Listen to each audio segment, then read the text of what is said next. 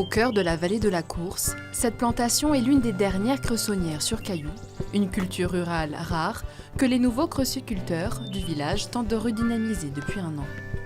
On essaye de se démarquer dans le territoire local et c'est pas du tout dans notre ambition que de vouloir s'exporter au-delà du secteur. Il a énormément de propriétés pour la santé, il est très très riche en toutes les vitamines, énormément de minéraux aussi présents.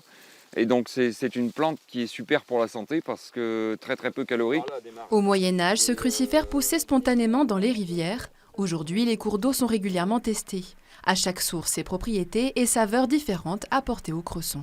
C'est pas de le consommer frais, c'est de le laisser quelques jours infuser dans le beurre. Pour dire que le goût du cresson ait le temps de se diffuser à l'intérieur de la matière grasse.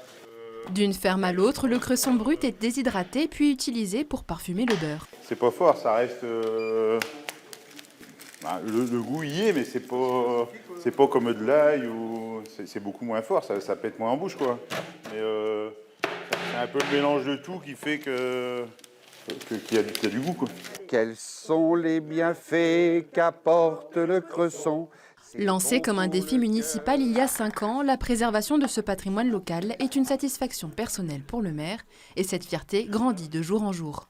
Je suis fier de cette dynamique et comblé de voir que le cresson est aujourd'hui un produit véritablement de base de gastronomie.